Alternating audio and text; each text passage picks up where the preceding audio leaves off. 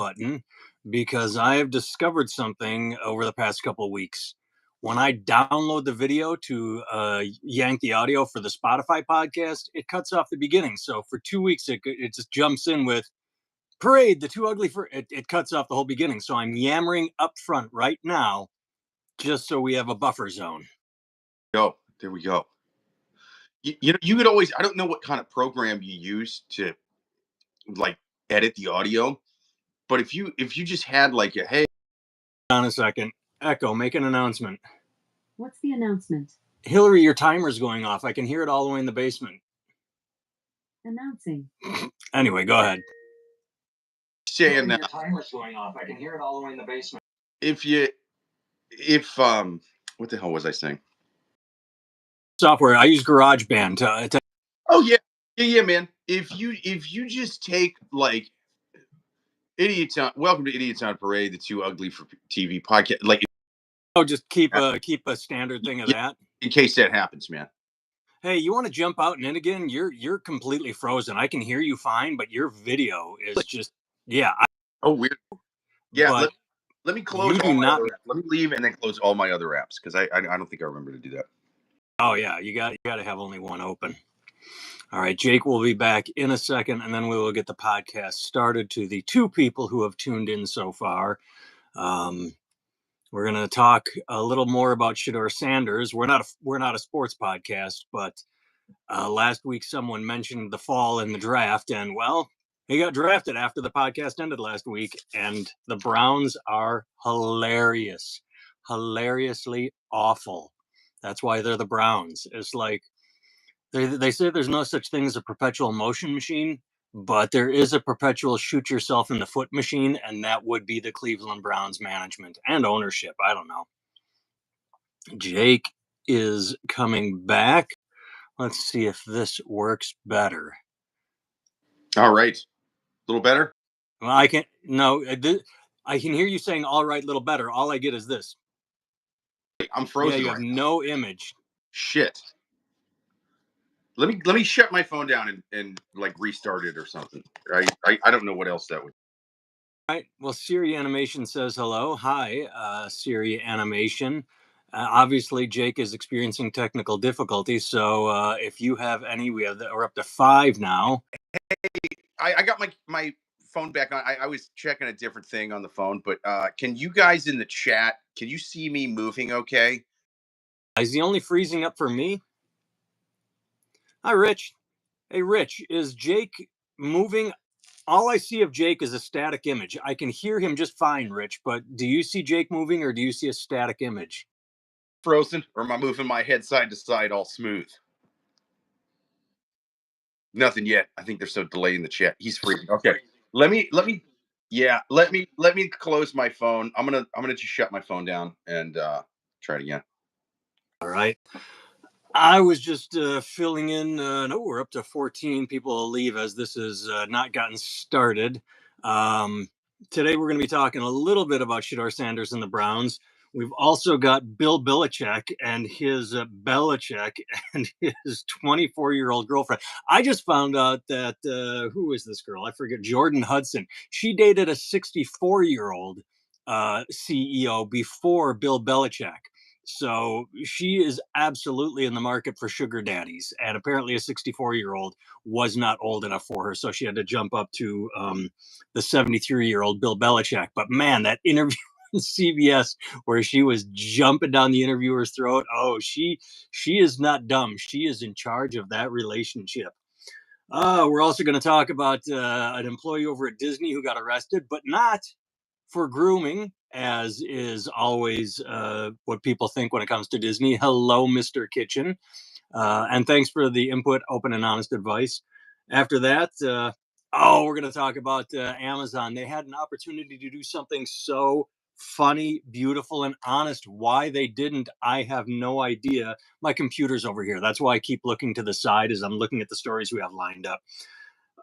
Oh, and June is Pride Month, as everyone knows. Well, to counter that, a local restaurant owner in Boise, Idaho is throwing Hetero Awesome Fest, because you can't have Pride Fest unless you have someone countering it. So Hetero Awesome Fest, if anybody wants to travel to Boise to be a part of that. And then finally, well, we got Trump on here. I don't know if we'll get to it because he's just so ubiquitous. We talk about him all the time and it gets boring. But I mean, he wants to yank the tax exempt status of Harvard.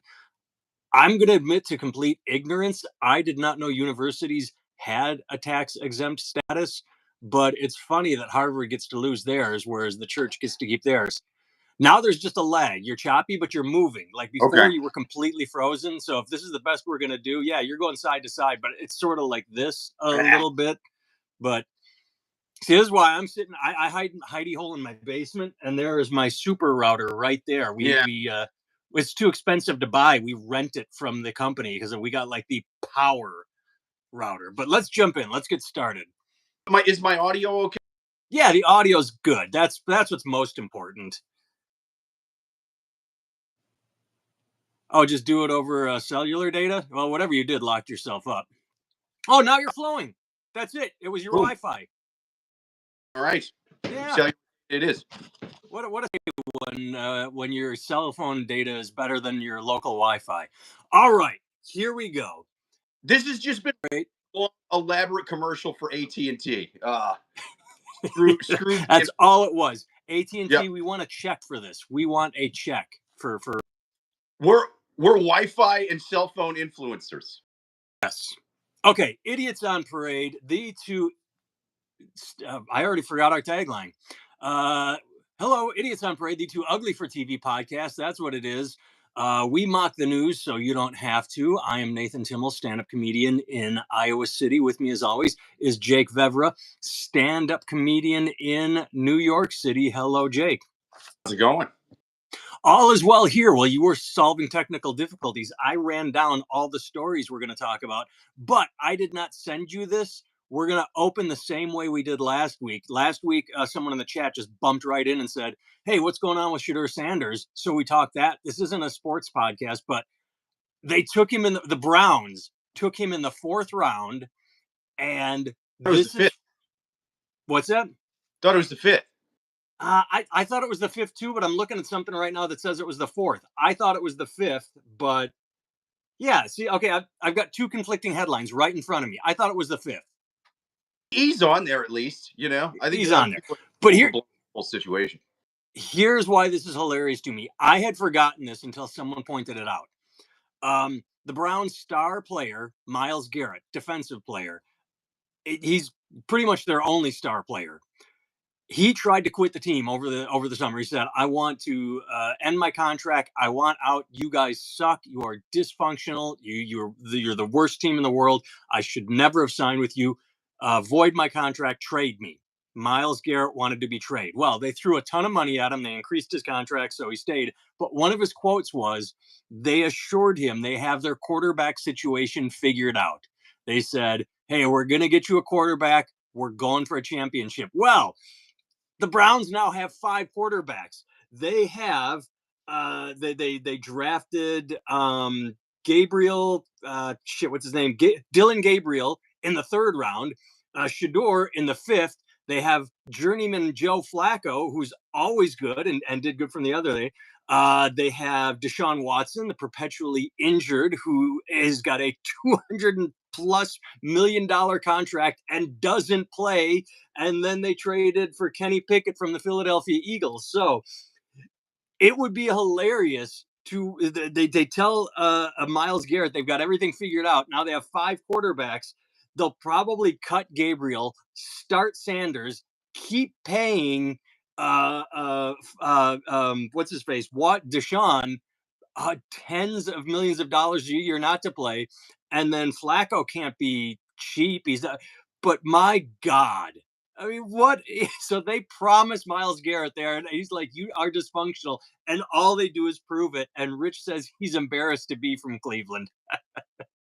That's a rough one, man. That's a lot of quarterbacks. And that's honestly, everybody's talking about, almost like gloating about the fact that he wasn't getting drafted, which I found kind of annoying, because what they left out is apparently This is a year where there just wasn't a lot of teams looking for quarterbacks, which is kind of rough. It's not like wide receivers where there's a lot of wide receivers. So, everybody's always going to be kind of looking. I mean, as a team, you're either looking for a quarterback or you're not, and Joel, actually, we got Joel is going to walk on at Cleveland. He's going to pull like back in the day when the Eagles, they made that Marky Mark movie where they just threw it out like, hey, can you kick a football? Come try out for the Eagles. Joel's going to go walk on. go, man. There you go. I hope it comes down between Joel and Shadar Sanders for starting in Cleveland at the end of the preseason. I hope he just knocks the dick off of everybody on. Here's the thing with Sanders. We're learning more about his interviews. Apparently, he didn't. They get a couple teams gave him playbooks to study so that they could interview him and talk about the plays. He didn't do any of his homework and showed up and like started talking about, hey, this is what I bring to the team. What are you going to do to support me? I'm going to change the culture of your locker room. And they're like, yeah, I'm not sure if we want our culture changed. But now that he is such a low, he has every opportunity to go in the league fucking angry and prove. I've been thinking about that. Now he's got a chip on his shoulder. He's got a fucking grind, man. And everybody that's kind of gloating about, oh, he only got the fourth round, the fifth round, whatever. There was a lowly quarterback named Tom Brady who got picked in the sixth round, and he went on to be the greatest quarterback of all time. Brady, never heard of him. What happened to him? He just faded away because he was picked sixth. I never heard of him. Well, apparently, yeah, he did okay in New England. I heard went down to Tampa, had a good couple Tampa. years. He might have won one in Tampa and then retired and then came out of retirement. No, seriously, yeah, he could pull a Brady. Rodgers carried his anger with him for years through MVPs. He only got the one Super Bowl, but I mean, Rodgers, I think, should go to Pittsburgh and play his ass off and prove everyone wrong because he ended up on the Jets, another dysfunctional fuck team. Yeah, and I mean, look, at the end of the day, everybody who's saying this and that about him not going early, I mean that does suck for him now, and it certainly sucks for whatever kind of paycheck he thought he would be getting for a first round pick. That said, from here on out, it's not like year two, your draft placement matters. All that happens is what happened in your year one. And a lot of quarterbacks, they don't even really start them during year one. They're kind of developing them and stuff like that. And so this he's still on the team. He's still got the opportunity to make things happen on the field. I hear you. I disagree with one thing you just said. Generally, young quarterbacks do get drafted and thrown in, and then they don't do well the first year, and then they're called a bust. They forget that Peyton Manning started and was. They don't always start. They don't always start. Yeah, they should sit for a year and learn. Like Love for the Packers, like Rodgers for the Packers. You should sit your like Caleb Williams was the biggest quote bust last year for the Bears because he was all hyped up. They threw him in and. Fuck, I can't even remember how many games they won. It was so few. Didn't won. Mahomes, I don't think played much his first year, and look at him now. So I want everybody in the chat, everybody watching, and Jake, when you're done, Google the 12 days of Bears. I'm not sure what to call it, but someone took a 12 days of Christmas and turned it into the Bears losing season last year, and it was great because there's one guy in the background just fucking going. If you're playing a prank on me and it's 12 big hairy dudes fucking each other, I'm going to be very upset. No, there's one dude in the background beatboxing like Bears, the Bears, the Bears on the first loss of this streak the Bears gave to me. I mean, I've watched it 1,000 times. The Bears. I will say about the Bears this year, they got Detroit's offensive coordinator from the last year, and he was great. So I know as a Lions fan, I'm going to miss that guy.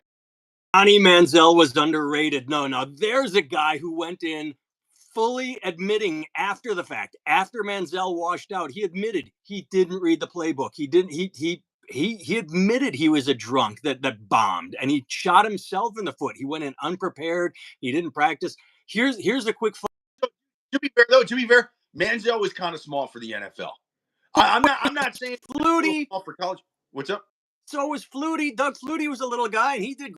I'm not saying. Look, I'm not saying there's never exceptions. I'm just saying it's a hell of a lot tougher being a 5 foot something quarterback when there's 300 pounds that are as fast as jaguars fucking coming at you, man. That's wild. Johnny Manziel was the Shia LaBeouf of football. I don't even know what that means, but it makes me laugh because I just think of Shia infecting singers with herpes, whoever it was. All right, I have a Johnny Manziel story really quickly. Um, do you remember the hype around Cleveland when they drafted him? Like, I was performing in Cuyahoga Falls, Ohio, which is 45 minutes south of Cleveland, when they drafted him. And the hype was huge. Everyone's like, oh, we got Johnny Football. We got Johnny Football. And the club owner, Funny Stop Comedy Club, Cuyahoga Falls. This is a free plug. I'm not getting paid by them, but I love the comedy club. Go if you are anywhere in Southeast Ohio. Anyway, Funny Stop Comedy. So the owner goes on live radio, and this is the week of the draft, and everyone's excited, like, oh, we're going to the Super Bowl. We got Johnny Football.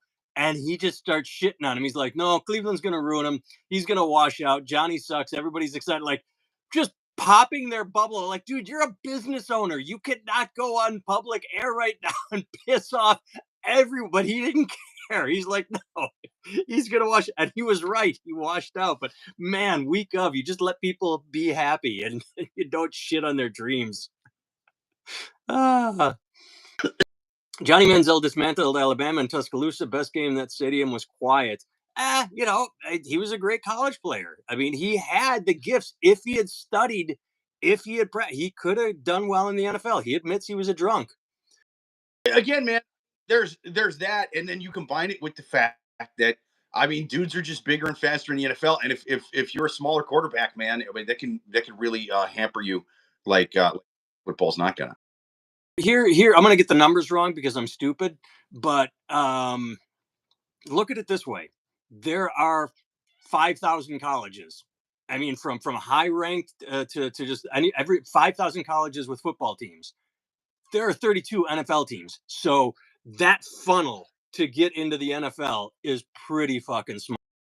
And man, if you guys if you haven't seen the Hard Knocks on HBO's season with the Detroit Lions, it was really I say that not just because I'm a Lions fan, but they're covering their drafting and their preseason and stuff like that. I didn't realize until I watched that they cut about a third of the people that are on their roster in the preseason. It's like fucking Squid Game, and it's Squid Game with people who are at the top of the at the top of their game in college. Also, I apologize. Old, so if I'm talking a little funny. No, that's all right. You are within inches of the goal line, of the finish line when you are in the preseason, and you still need every bit of, to get across that. I mean, it's brutal. It is a brutal, and I'm going to say this word, business, not sport. It's a brutal business.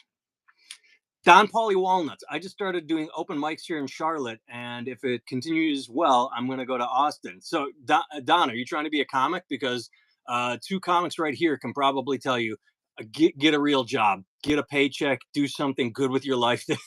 this, you got an asshole sitting in a basement doing a podcast. It's not.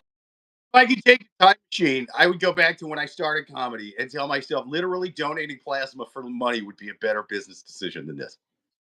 Todd Rubel is confirming what you just said. A 2-second window in college is a half a second in the NFL. That's what I was always told. Yeah, they're just faster. If you think you have 2 seconds to get rid of the ball, you've got, a defensive lineman tackling your ass. Here's the way I always heard it. I heard when it comes to going from college to the NFL, you get handed a phone book of plays and told, memorize this. And it's like, yeah, that's what Devontae Adams has said. All he did, I would like to be good. He would just get up and start running routes. That's it. He would get to the practice field early and run routes. He would study. That's all you do is practice and memorize. And Johnny Manziel tried to do all that hungover at 5'9" or whatever he was. All right, let's continue with football because I wanted to talk about this. Bill Belichick, Jordan Hudson, a timeline of their relationship from a chance meeting on a flight to the fallout from that awkward CBS Sunday morning interview. I wish now CBS put the one clip of her in there, like being just hard as fucking nails. I want to talk about a guy who had a rough interview. All right, forget about Sanders. That Belichick one, my God, getting scolded by his 24-year-old sugar baby off to the side. Oh, Even better is, did you read some of the articles? CBS said the only reason they put that interjection in is because it happens so often. Like they didn't say like, oh, she did this once, so we're gonna embarrass her, ha ha. That was the one they chose to put in out of all of them. She apparently is large and in charge of that interview. And I read this. I told this in the when you were getting technical. Apparently, before him, he's 73. She dated a 64-year-old CEO. She knows what she's doing. She is in the hunt for a big payday when grandpa dies off. oh, just to be clear, no dudes in their 60s who are like retired dock workers hanging out at VFW. None of that. Like it's not the Oh, right hair that she's into. it's just, but man, everybody was like 2 weeks ago, everybody was calling her a bimbo and saying she's stupid and gross and how can she be? Oh, she knows exactly what she's doing. She is in control. She wears the pants in that relationship. She changes the diapers. Uh, uh, so good for her. I mean, To me, I look at that and I'm like, I think the dude likes to be kind of dominated by a chick. You know what I mean? I think he was in charge for so long that he likes it not just in the bedroom, but a lot of those people in those BDSM relationships or whatever, it kind of carries on into the the rest of life. Sometimes it does, sometimes it doesn't. But yeah, I think she's telling the dude what to do. I think it's one of those things. She's gonna throw a dog collar and an orange ball gag on him after the interview, and she's just gonna while he's licking her dominatrix boot earlier that day. She's like, I'm gonna embarrass the fuck out of you on 60 Minutes, bitch. And it's a whole thing they do. we've talked about this before. I completely forgot this, but you are 100% right. Um, I dated a girl that then went on to become a light dominatrix. She was into spanking, and she said that all of her clients were CEOs, upper crust. Like it wasn't the fucking cashier at Walmart that was saying spank me. It was the guys that controlled everything throughout everything aspect of their life. And so this is the one area where they could go and just sit back and be told what to do. You fucking nailed it. I bet that is That's what I think it is. That's what I think it is. I think earlier in the day before they're gonna do it that night, she like just throws a big phone book of plays at him and she's like, memorize these, bitch. And he's just like, this doesn't even make sense. This doesn't even you're like snapping sideways to an offensive lineman. I can't, this is ridiculous. You don't know how football's played. And then she beats him for not memorizing her plays.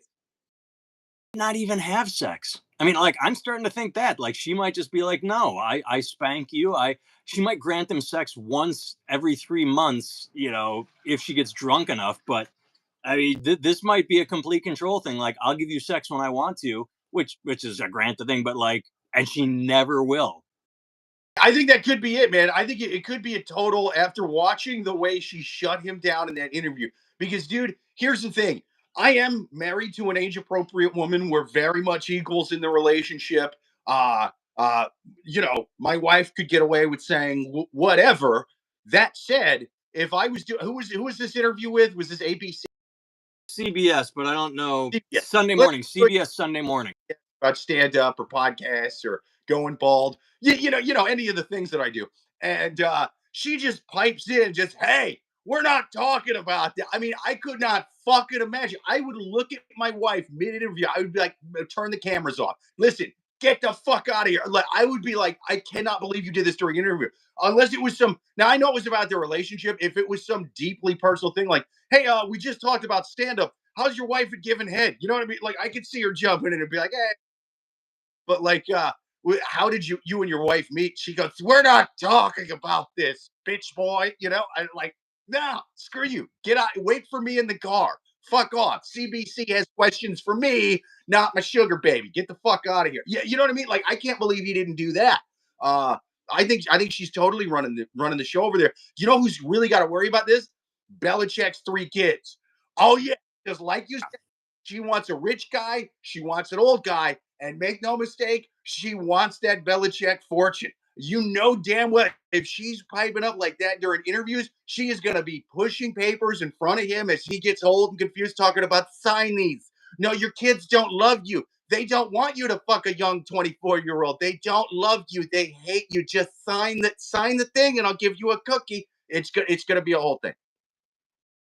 I got nothing to add. You nailed it right there. Although Don Pauly says, "Come on, Bill knows Rob Gronkowski. He definitely knows how to slip a couple pills in drinks."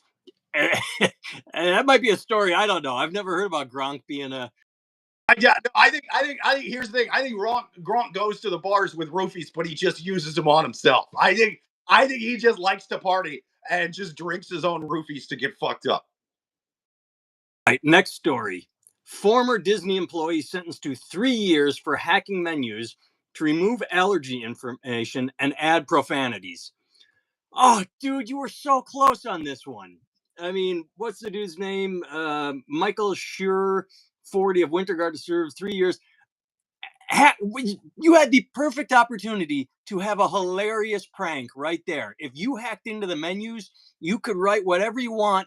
Leave the allergens alone. If all you did was fuck with the menu, it would be hilarious to the outside world. The judge would give you a slap on the wrist. But when you put people in the position to go into anaphylactic shock and die, what were you thinking? And unless he's a sociopath, because this had the opportunity to be hilarious. You could go in and like do some of those weird fucking Asian fetish art, put like a nude picture of Minnie Mouse in there, so when the parent shows their kid, it's like ah. But yeah, you went too far. Why would you do that? If you hacked it, you could have had so much fun.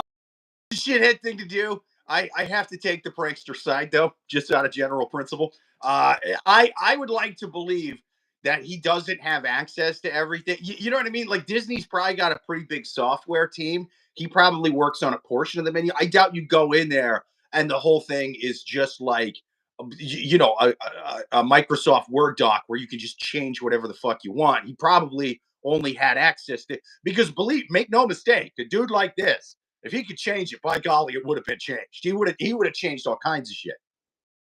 All kind of shit. But right here, I was just going to say he should have changed, and then I scrolled down, and he did. He changed the pricing of some items on the menu. That's what I would do. As someone with 2 kids that's been to Disney World, I would hack in and be like, "Oh no, that $12 peanut butter and jelly sandwich, that's $2." I would make everything affordable for families. That's what I would do if I hacked into the menu.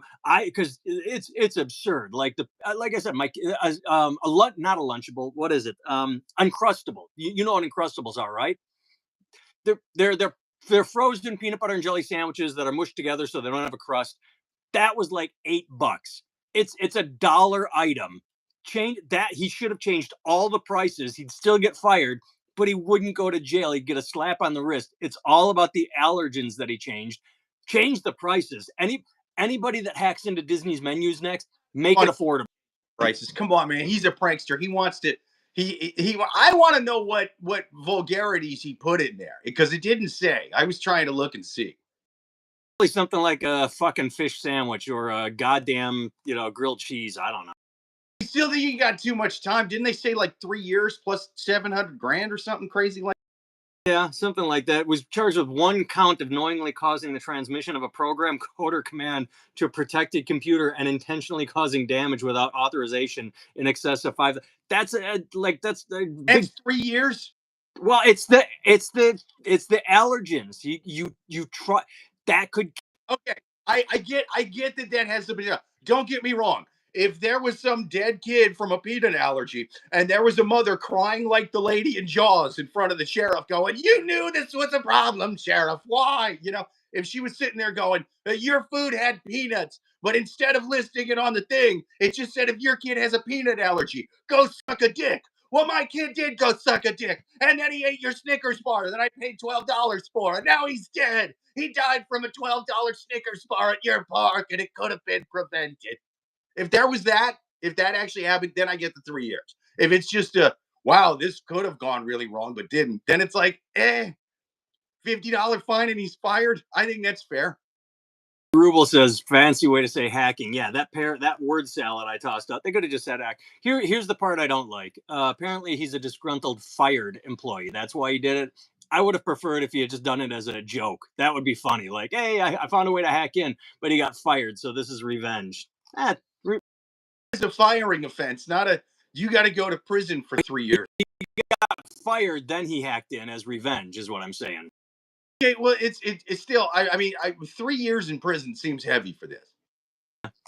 I'm just saying, there's guys that have committed, assault, like aggravated assault, and got less time than this guy did for going. Oh, I'm gonna replace peanuts with peanuts. Like it's a fucking stupid thing to go to. Can you imagine going to prison and you're sitting there? There's guys next to you with MS-13 tattoos, little teardrops, all kinds of.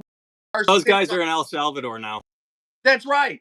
Trump's going to send him to El Salvador because Disney's a big corrupt country, and country. Yeah, it is its own little country down there, and they're going to bribe the president to ship their enemies off to El Salvador to make a message. You know what I mean? And he's just sitting there, and guys are looking at him, going, "What'd you do to get in here?" And he's like, "I changed the allergies on Disney's website to say penis instead of here."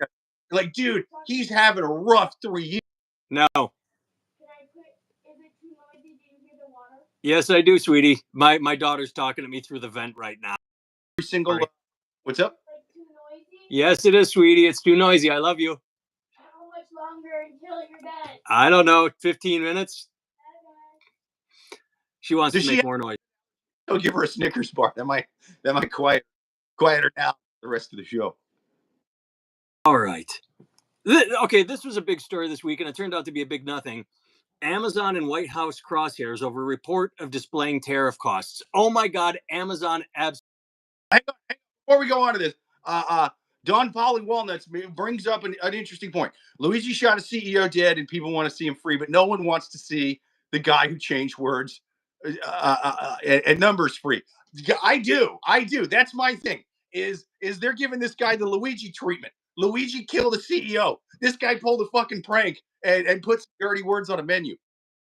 This guy, if a CEO with a peanut allergy had eaten something and died, then I would want him free. If he had gotten a healthcare CEO, then I would be on his side too.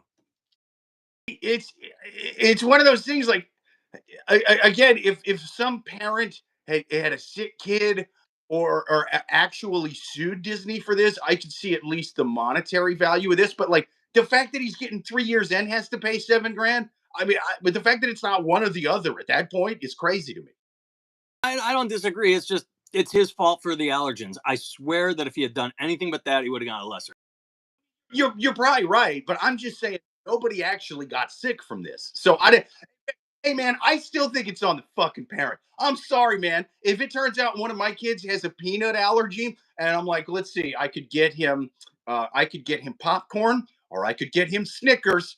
Oh, let me go down and see if there's a big red warning. It's like, come on, man, take some responsibility as a parent, I feel. The menu says there's no allergen, and there's an allergen because he changed it. True. And I guess with certain things, it's not always as obvious as peanuts in a Snicker. I totally would get it if some kid accidentally got sick. That didn't happen. So what are we talking about? It's a drunk driver that didn't hit anybody. You know what I mean? He's a drunk driver he should get the same charge as a drunk driver. He should get the same thing I got for when I got arrested for drunk driving. I'm just saying, we put the same amount of people at risk. I could have arguably done a lot more damage by running into somebody than this guy did by fucking with the allergy thing on Disney's website. Meanwhile, I'm here to walk free, and this guy's in prison. It's not right. It's injustice. Can't argue that. All right, the other story. Amazon and White House crosshairs over a report of displaying tariff costs. Apparently, this wasn't a thing. It's just a conspiracy theory, internet rumor. They said Amazon was going to do it. The White House got pissed off. Bezos said, no, we're not doing that. I think they fucking should. I think there should be side-by-side pricing. There's an app called Honey that I have on my browser that hooks to Amazon. It tells you recent price increase, recent price decrease. It follows the price for you and tells you whether or not you should buy it right now or wait a week. I can't wait to see what Honey is doing, but I would love it if Amazon put last week's price, this week's price right on their website to show like tariff cost. Because I've seen a couple of receipts. I've seen a couple of things on Reddit where someone showed a receipt and said, but they were confused people. They were saying, wait a second, it says this amount, and then it says import cost. What the fuck? I didn't ask for an import cost. Blah blah blah. I think every receipt should show. Fuck, I'm swallowing burps. What the tariffs are doing. I mean, look, it's a tax. I mean, whenever you check out, there's the whole like this is the price of the good, this is shipping, this is taxes. I don't know why if they're gonna charge you. I don't know what's wrong with listing it. We have to pay the fucking thing, so show it. And man, you could even suck up to Trump with it and just put a little thing like here's the regular taxes, here's this other tax that's actually China and Biden's fault somehow. Hey, list it as that. We'll know what you mean. Call it a patriot tax. Know what you Here's mean. the patriot tax. Yeah. This is the patriot tax. This is the America becoming great again tax. 3 more stories we'll bang out really quick. One, Jake, we got to do a road trip. Idaho podcast. Hetero Awesome Fest planned for Idaho capital during LGBTQ Pride Month. Yes, June is Pride Month, but that's not enough for one restaurant owner. Matt Fitzpatrick, owner of the Old State Saloon in Eagle, a suburb of Boise, said the event was inspired by the restaurant's inaugural Heterosexual Awareness Month held last June. So wait a second, this sounds like a downgrade. Last month he did Heterosexual Awareness Month because people aren't aware of what heterosexual is, but now it's hetero Awesome Fest. I mean, it's not even a month, it's a festival. I don't know. I'm still in. You want to go celebrate our heteronormative behaviors? We're white men. We got a lot of things going for us. Cisgender, that's a cool hip term kids use these days.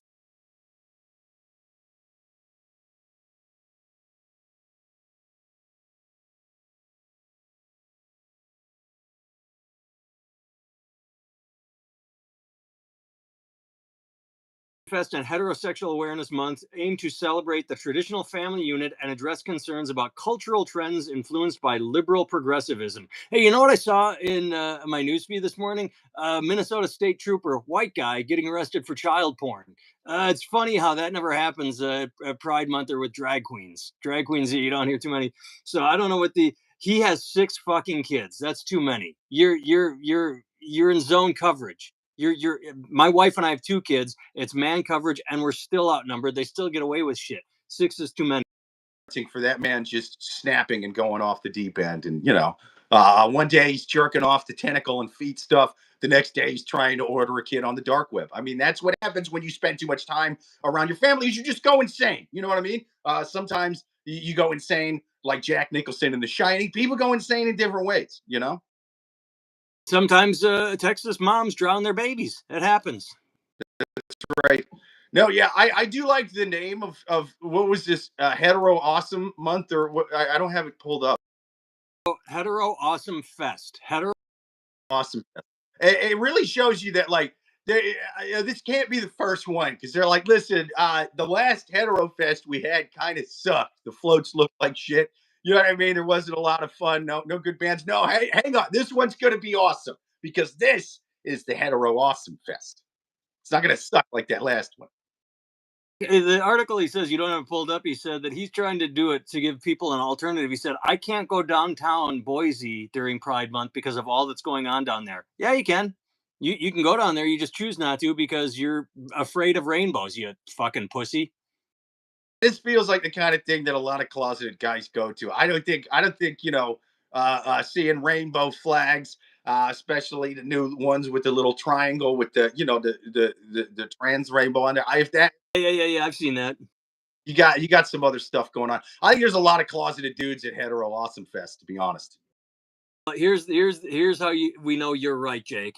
After last year's Heterosexual Awesomeness Month went viral, Fitzpatrick said he received death threats, but that the positivity was, quote, overwhelmingly more powerful. Positive. That's pretty gay right there. To have a straight guy out there going like the positivity was just so powerful. I got such great that's gay to be talking about the positivity and love and the. I am getting Christian turn you straight Bible camp vibes from this guy. In fact, I will say to any of the people celebrating Pride Month in Boise, you get bonus points if you bang a dude at the Hetero Awesome Fest. That's bonus points, dude. You know how like Boy Scouts they get the patches and all that. This is like the most coveted patch of Pride Month right here. If you bang a guy at Hetero Awesome Fest, that's like becoming an Eagle Scout for gay. Well, my favorite part of the whole article, and then we'll do our last. We got, I don't know. Fitzpatrick said that he had never been to Boise Pride. So you've never been there, and you're complaining you can't go there because of all that happens, but you don't know what happens. You just gotta love you don't have to go. No one's telling you to go, but to start your alternative festival, this guy's a clause. With every parade. I hope on Cinco de Mayo he is like, this is May 5 and nothing more, and he shows up dressed like he's in the Revolutionary War or whatever. He's got the fucking wig and the hat and all that. I hope he does the whole thing. And I hope he's at the St. Patty's Day talking about get out of here. I like the bad guys in gangs in New York, you know. And I hope he's dressed like Bill the Butcher. He's got the one glass eye and the top hat, the mustache with the curlies, all of it. Any celebration, Todd. That's Matthew Shepard territory. I think that was Wyoming. Matthew Shepard, I'm pretty sure was Wyoming. Yeah, they do the whole hetero circle biscuit, don't they? They probably do that. All right.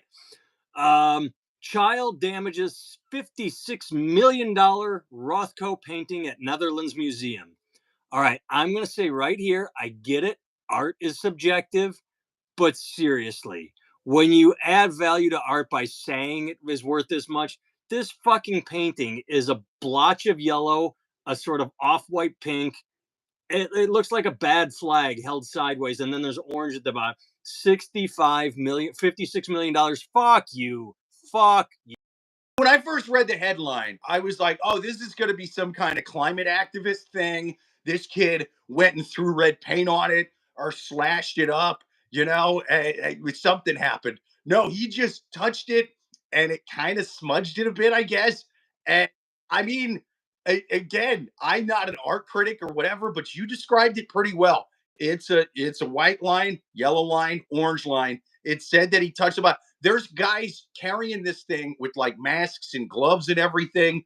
You would think they were on the roof of Chernobyl after the thing blew apart. It's like, oh my God, we can't get, you know.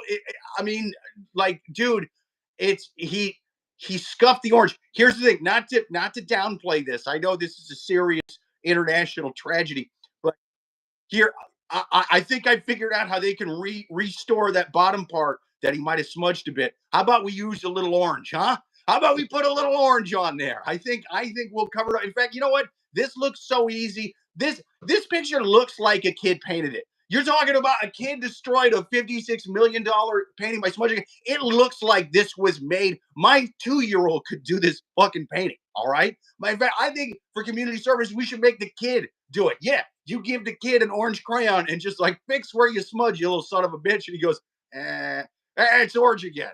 Boom. We got it. You said you thought it was an activist. I missed the first, when I read it, the Rothko painting. I heard $56 million painting and my brain went, oh, Rembrandt, you know, Picasso, not some guy from 30, 40 years ago, just spitting on it. Like, this isn't even that old. It's a, like, what did they say? A 1960s painting. 19 there with paint and like made Dolly's dripping clocks look normal and round. I get it. That's pretty fucked up. He smudged a little bit of the thing that was just a big orange line. Anyway, I think we can fix this one with a bit of orange paint, boys. I don't think you really need to. This is the easiest art restoration job any of those guys has ever had. I guarantee they can do it. I don't victim shame often, even though I've probably victim shamed quite often on this podcast. But here's the deal. I've never seen the Mona Lisa live in person, but from what I understand, it's behind a protective case. You know, you can't just walk up and scratch at it. If this is a $56 million painting, you might want to protect it. It's just sitting out there for kids to walk up to and scratch at. Like, I mean, if it is really worth $56 million, put it behind some glass. They always, dude, for the longest time. You come to the Netherlands, hey, drugs are legal here. Do what you want. If you kill somebody, you go to like a dormitory instead of like a prison. Like, it's, you know what I mean? Those Scandinavian countries, they just kind of let you do whatever you want up there. Right. I don't want to spend too much time on this last story. I just thought it was funny. Trump wants to yank Harvard's tax exempt status because, well, he doesn't like him. I think he's using anti-Semitism as the reason because they didn't do enough for. I mean, because they're standing up to him. But hey, here's an idea: if Sorry, what is this one again? I yank Harvard's tax exempt status. If we're yanking tax exempt status, I know it's the oldest joke in the world or oldest. The church, they seem to have a history of taking money and paying off families whose boys they diddled, whose kids they diddled. Maybe yank their exempt status. I mean, I don't know why Harvard has one in the first place. I'm shocked. I just found out that any schools have tax exempt statuses, man. I said that in the beginning when you were having technical difficulties. I'm like, I didn't know Harvard had to. Yeah, it's what You're taking like $100,000 a year for tuition or whatever from these people. This isn't the shitty University of Iowa where I went. All right, where it's a bunch of hungover kids from the suburbs of Illinois of Chicago. Like that's not. This is like there. I mean, there they were eating McDonald's for lunch and stuff. These guys are drinking the blood of babies so that the adrenochrome will keep them young for lunch, just in a lunchbox at these colleges. I mean, they're paying you crazy tuition. You can afford to pay taxes. This is crazy. He says, what about the security guard that drew eyes on the faceless people painting? He improved it. I didn't see that, but I'm going to Google it. Google. Here we go. This is what I'm going to close with. I want someone out there to go put googly eyes on some paintings. That's what I want to see. I want to see I want googly eyes on paintings. A dick in the Mona Lisa's mouth. There you go. You can put the dick on the plexiglass, and then the Mona Lisa is unharmed, but you still see the dick. See, that's what this place. I have been Nathan Timmel. You can find all things me at nathantimmel.com. T-shirt store, YouTube special. Everything is at nathantimmel.com. Jake has a YouTube special called Unalived by Dog Pills. You can find everything Jake using the sign at Jake Vevra on all social media. Is there our names on these things? I can't tell. Vevera if it's not spelled out on your screen right now, or if you're listening on Spotify. Other than that, we will see you next Saturday around noon Eastern, 11 a.m. Central, and then just keep backing it up all the way until you're looking at us live at like 1 a.m. or 2 a.m. in Hawaii. All right. Thanks for tuning in, everyone. Belichick took his girlfriend to the Netherlands and she ruined a painting.